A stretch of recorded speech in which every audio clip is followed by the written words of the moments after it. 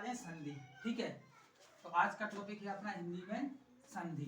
ठीक है, तो सबसे पहले संधि वर्णमाला के ऊपर चलती है, क्योंकि हम संधि की परिभाषा पहले लिखेंगे, उसके बाद में सब बताएंगे आपको। संधि देखो, संधि की जो परिभाषा कहती है, संधि संधि क्या है? दो वर्णों के परस्पर मेल से। संधि की परिभाषा है दो वर्णों के परस्पर मेल से जो परिवर्तन उत्पन्न होता है, परिवर्तन या विकार उत्पन्न होने वाले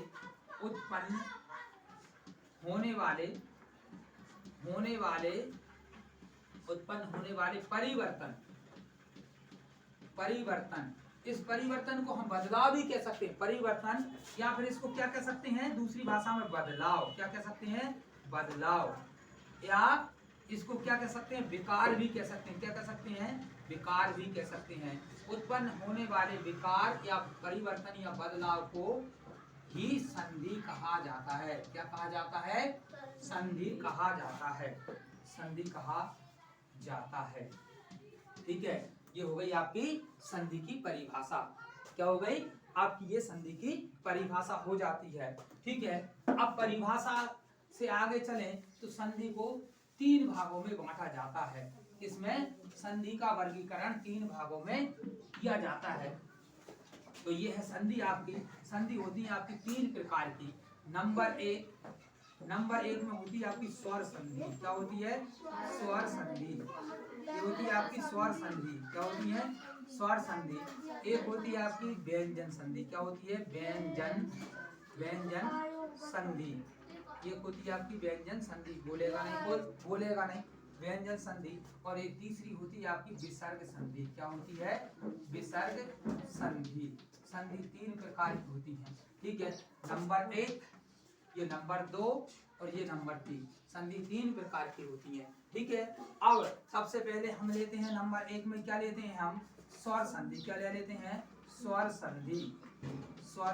क्या ले लेते हैं? स्वर संधि। अब संधि की बात करें तो स्वर संधि में क्या आता है? स्वर संधि में जब दो छोटे छोटे स्वर मिलकर, जब दो छोटे छोटे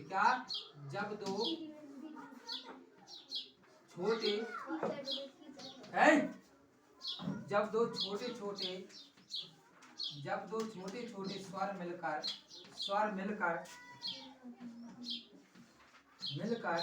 एक बड़ा स्वर बनाते हैं। जब दो छोटे छोटे स्वर मिलकर एक बड़ा स्वर बनाते हैं। ठीक है, लेकिन स्वर दोनों सजातीय होने चाहिए, मतलब एक से होना चाहिए। या तो आकारांत होना चाहिए, या इकारांत होना चाहिए, या उकारांत। आकारांत का मतलब जैसे कि सजातीय होना चाहिए। स्वर कैसे? लेकिन एक शर्त है, स्वर हमेशा दीर्घ स्वर संधि में सबसे पहले देखो, अब आते हैं अपन, क्या आते हैं? दीर्घ स्वर संधि में। अगर दीर्घ स्वर संधि की बात करें, इसमें नंबर एक लें दीर्घ स्वर संधि। क्या लें हम? दीर्घ स्वर संधि। क्या लेते हैं? दीर्घ स्वर संधि। अगर दीर्घ स्वर संधि की मैं बात करूं तो दीर्घ स्वर संधि में क्या है? हाँ, क्या है? स्वर संधि की अगर मैं बात करूं, सबसे पहली संधि की बात आती है दीर्घ स्वर संधि। जब दो सजातीय, क्या होते हैं? दो सजातीय मतलब एक से दो सजातीय स्वर मिलकर एक बड़ा स्वर बनाते हैं। क्या बनाते हैं? बड़ा स्वर बनाते हैं। तो बड़ा का मतलब क्या होता है? दीर्घ। तो वहां पर दीर्घ स्वर संधि होती है। क्या होती है? दीर्घ स्वर संधि होती है। दीर्घ स्वर संधि होती है। ठीक है, दीर्घ स्वर संधि होती है। जैसे छोटा आ और प्लस में छोटा आ बराबर में बनेगा बड़ा आ। ठीक है, छोटा आ प्लस बड़ा आ तो भी बनेगा आपका बड़ा आ, बड़ा आ बराबर में बनेगा आपका बड़ा आ। ऐसे ही फिर बनेगा आपका, अब दूसरी स्टेप यहां से लेते हैं। देखो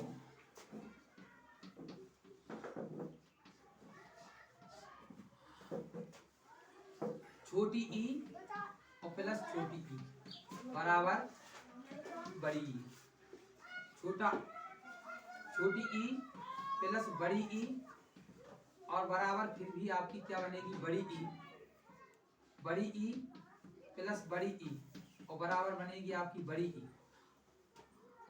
ई। ठीक उसी प्रकार किसी भी प्रकार के दो अगर सजातीय वर्ण है एक सी जाति की, चाहे ई जाति के हो, ऊ जाति के हो और आ जाति के, चाहे वे छोटे छोटे हों चाहे बड़े बड़े हों चाहे छोटे बड़े हों, हमेशा एक बड़ा ही बनाएंगे। इसी प्रकार ऊ प्लस ऊ बराबर बनेगा बड़ा ऊ, छोटा ऊ या फिर बड़ा ऊ प्लस बड़ा ऊ बराबर भी बनेगा आपका बड़ा ऊ, छोटा ऊ, बड़ा ऊ प्लस छोटा ऊ मिलकर भी क्या बनेगा आपका बड़ा ऊ बनेगा। अगर छोटा ऊ और बड़ा ऊ है तो भी आपका बड़ा ऊ बनने वाला है। ठीक है, तो ये भी क्या बनाते हैं, एक दो सजातीय स्वर बनकर एक मिलकर एक बड़ा स्वर बनाते हैं। तो क्या कहलाती है यहाँ पर दीर्घ स्वर संधि। तो ये क्या कहलाती है, दीर्घ स्वर संधि कहलाती है। क्या कहलाती है, दीर्घ स्वर संधि कहलाती है। तो हम क्या पढ़ रहे थे इसमें, दीर्घ स्वर संधि हम पढ़ रहे थे, दीर्घ स्वर संधि। अब देखो ये एग्जाम्पल कर लेते हैं इसका, अपन इसका करते हैं अपन एक एग्जाम्पल। जैसे कि विद्या प्लस आलय। अगर विद्या प्लस आलय की मैं बात करूं तो यहाँ से क्या निकल रहा है, यहाँ से निकल रहा है आपका बड़ा आ प्लस में यहाँ से क्या निकल रहा है, यहाँ से भी निकल रहा है आपका बड़ा आ और बराबर क्या बन रहा है बड़ा आ। तो ये मिलकर क्या बन रहा है विद्यालय। क्या बन रहा है विद्यालय, ये विद्यालय। तो इसमें कौन सी संधि है, इसमें दीर्घ स्वर संधि है। इसी प्रकार आपको